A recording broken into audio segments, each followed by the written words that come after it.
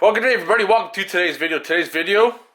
I'm going to show you how to drop the fuel tank in your Jeep TJ.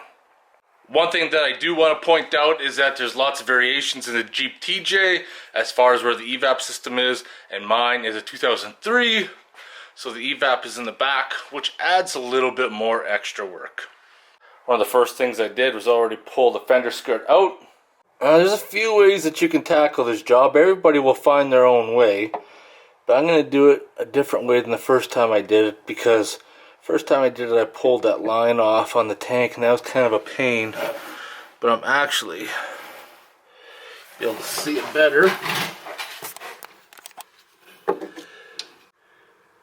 I'm actually going to drop it at the top right there. There's another connector right there. I'm going to disconnect, and that way when the tank comes down enough, I'll be able to pull that line off a little bit more easier, because it's kind of a struggle last time and there's a high risk of breaking it. This is kind of a one-man job with the camera. There's two lines, like I said. Those are pulled out. One thing you gotta watch out for is that sometimes these plastic tabs break, and sometimes they can be very hard to locate new ones. Now if you break it, don't feel bad. It's a 5/8 fuel clip. General Motors has the same one. It's part number 219-92746, or I believe it's a Dorman 800-041. Moving forward to the driver's side, we're going to remove the 4 bolts, and then the 4 bolts inside gives us better access when we feed the tube down. You could take the tube off from underneath as well, but I just prefer to drop it all down in one unit.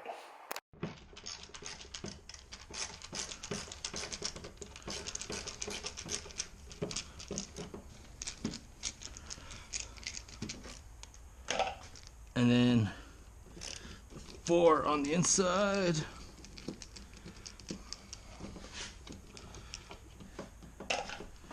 Careful not to drop it into the fuel neck, as that won't be a good time.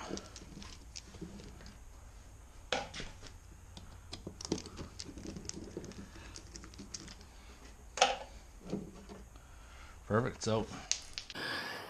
And I just prefer, like I said, to pull it all out like that, because then you can get a clean shot down to the bottom.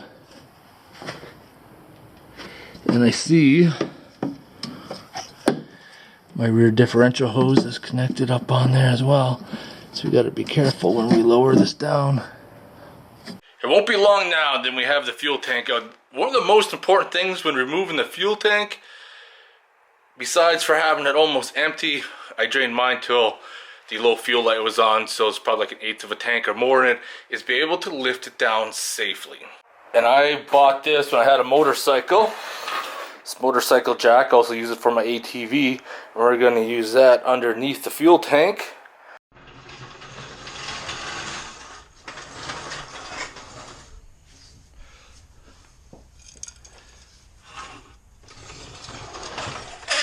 Bunch of crap.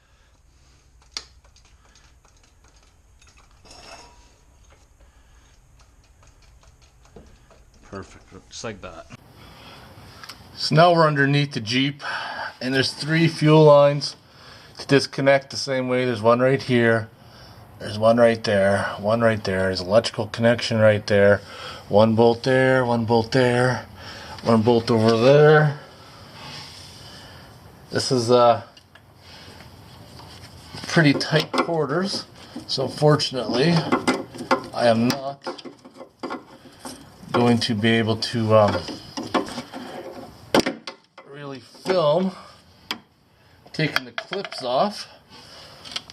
I just pulled the electrical, and you want to try to get that.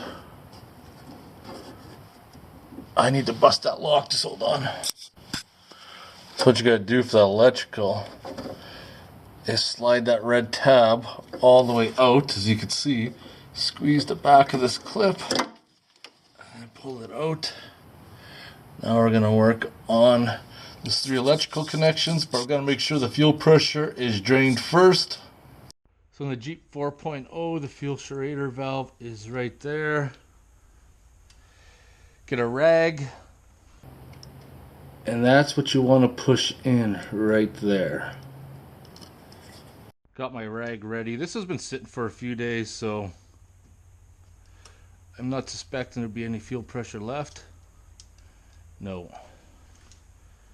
By this time, it is all drained off, but if you just drove your vehicle in, providing that your fuel pump was still good, could be up to 50 pounds of pressure there. So we got those fuel clips off, and what I'm going to say right now, a lot of people may not agree with what I'm going to say, is that without a hoist, laying on the ground, reaching up, trying to get those clips out, can be quite the adventure. I live in Canada, we're exposed to heat, cold, these clips get brittle. So instead of myself trying to save them and spend, countless amounts of time trying to get them out, I just snap them off and then pull them out and then get some replacement ones. And I'm going to show you which ones to get. So now, if you end up like me with 3 broken clips, not a big deal. Get the Dorman 800023 Ford GM fuel line connector clips, 5/16 and 3/8, and they're right there. Those are the ones you're going to need to replace those ones. So moving forward, electrical fuel lines disconnected. We can start pulling the bolts. We got our jack underneath there. I like to do these ones by hand, only because due to circumstances you may have some issues and strip the backside of that bolt off, however it's attached in there, and then that could give you some big time issues. So I like to remove these by hand. That way, if there's any issues, hopefully we can salvage it. I sprayed them down with some WD-40, so hopefully we can get these out. Trying to remove nuts for my Jeep. That's the last bolt right there on the front side. Can't be accessed straight down like that. It's kind of hidden, so you may miss it. Just pointing it out. That one might give me some trouble.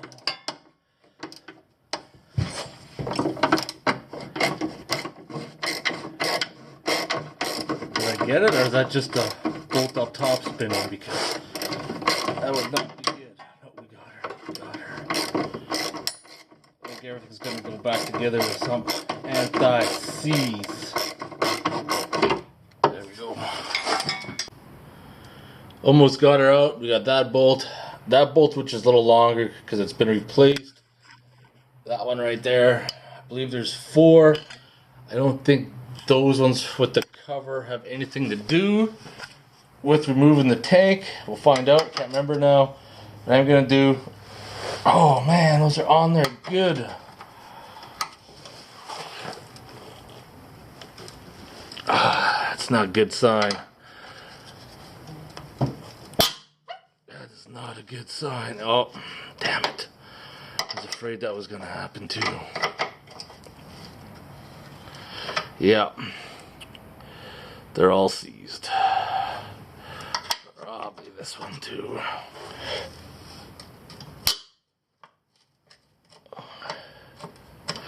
Not good.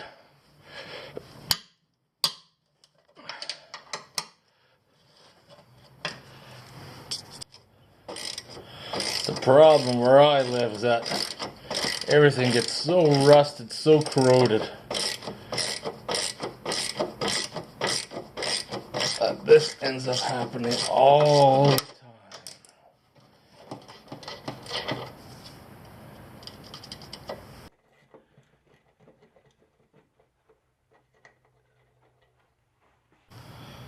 So this is where we're sitting. One left, one left.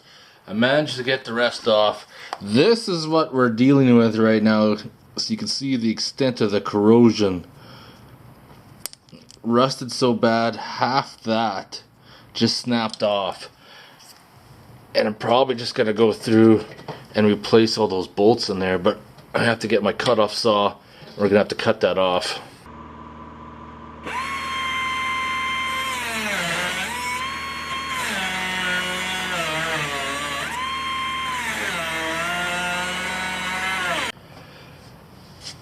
So after cutting off that last bolt, the gas tank is free, ready to lower it down. You got to be careful. We still got that Evap line on this side. We got to drop down enough. Hopefully we can get that clip off the tank, and we got to feed the fuel nozzle through on the other side. So let's get started and see what happens.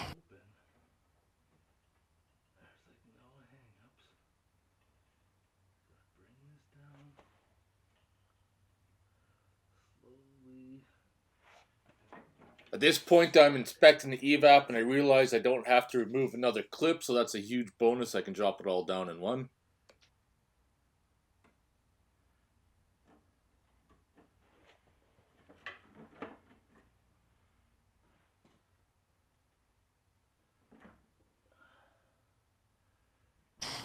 Gas tank's lowered down. One of the last things I'm going to do is we're going to feed. Already loosened the clamp. Use this fancy tool right here, which helps breaks the seal of that hose, but it's kind of a two-hand job. Gonna bust that seal. Probably pull the hose off right there, and then the tank will be free. And then you just gotta fight to get it off. Sometimes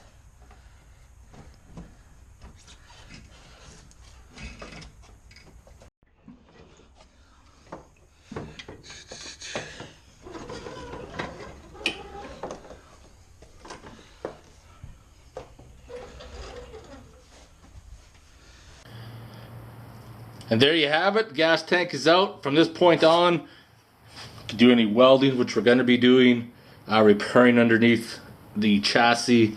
And of course, if you watch this video and you need to replace your fuel pump, then a good strap wrench, take that ring off and then pull your whole fuel pump assembly out. Like I said, I don't stress a lot of time trying to remove these clips. I just get new ones.